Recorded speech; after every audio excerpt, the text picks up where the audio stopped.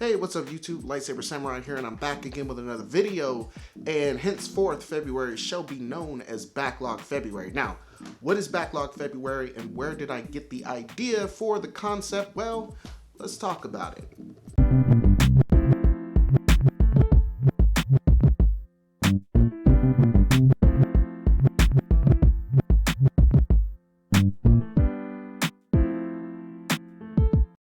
Okay, so for those of you who've been keeping up with my resolutions for 2020, another one that I've been mentioning is digging into my backlog. Actually, that started last year with my 2020 resolutions, but I really want to get into my backlog this year. I didn't do it as well as I wanted to last year, and my solution for this was to, well, let me just do more what's in my backlog episodes, but I think I only did one last year for the whole year, and I haven't really got into shooting one this year, so I felt like that this goal was kind of just gonna go by the wayside again until I saw a video by Retro Rivals. I will leave the link in the description down below to their video, but basically Scott and Jen, they are swearing off buying new video games for the entire month of February. And with that, one of the things that Scott said is he wanted to dig into his backlog more. So I figured, one, I will join them in solidarity.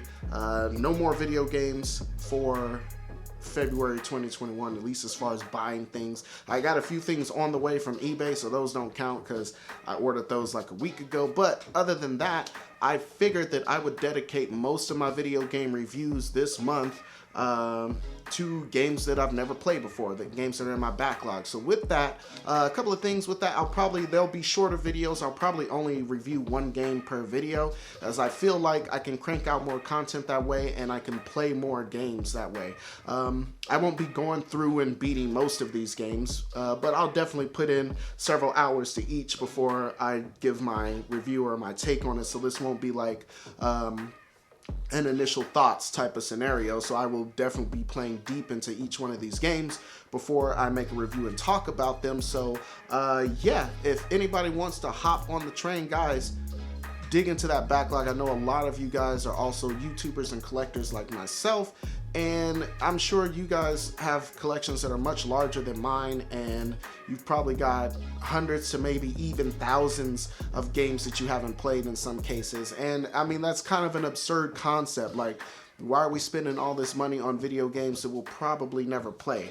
I mentioned this a while, like some years ago when I was first talked about my backlog, and for me, the reason for that is I intend to play all these games, but I want to buy them while they're cheap. So years from now, when I say, hey, you know what, I want to go check out that game, I won't go on eBay and see that the game is shot up to like $500 and then I'll never get to play it. And so that's kind of a weird anxiety with me, like, oh man, all these fantastic games that I'll never get to play. So I definitely want to play everything that's in my backlog. It's just I keep buying them up when I see a fantastic deal.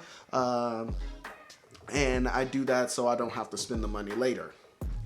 Okay, so real quick, in the spirit of that, I did have a few games that I did pick up yesterday, and I'll probably definitely talk about these sometime this month. I'm gonna need a few days or maybe a couple of weeks to play these, but I thought I'd share them with you because these are the last games that I'm purchasing before at least the beginning of March. So with that, first game on the list is an Xbox 360 title that I didn't already own, and this is interesting. It's called The First Templar. Now, this is done by Calypso Games, I believe, and I think it was published by Microsoft.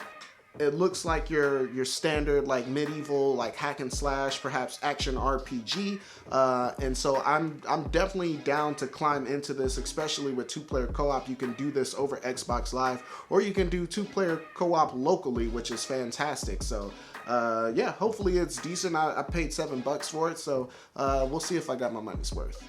Okay, next up here, moving on to the Wii, the Nintendo Wii, and this is Skate City Heroes. This one was kind of interesting. I had heard about this game and then I forgot about it, and then I randomly saw it in the game, so I'm like, oh hey, that's that game. But I've heard people say it's a cross between like a manga and like Tony Hawk's Pro Skater, so I'm totally down for that. Looking at it though, unfortunately, it looks like the only way you can control it is with the Wiimote nunchuck combination and with the Wii balance board. So we might run into some issues with the controls, but it kind of seems to have it. Has that definitely that anime art style, and it looks to be nice and colorful. So we will definitely check this out this month.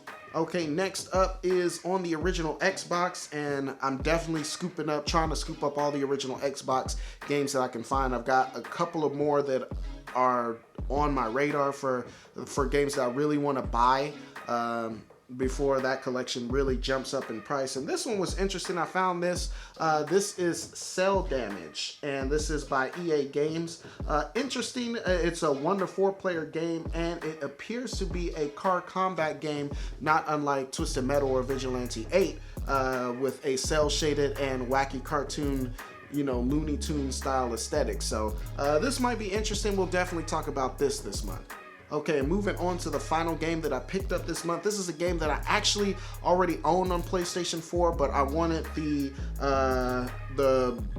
definitive edition of it because it included the entire game in VR, which is fantastic. You guys know I'm loving the PlayStation VR. That is No Man's Sky Beyond. And again, No Man's Sky, notoriously bad game when it first dropped, and I know it caught a lot of flack, but they listened to the players, they listened to the critics, and over time, from what I understand, they turned it into quite the fantastic game. And that version includes all seven of the updates that they did. So they've got like 30 hours of additional like storyline gameplay, and they added a bunch of new vehicles and new weapons, and of course the VR mode, which I'm dying to try that game in VR.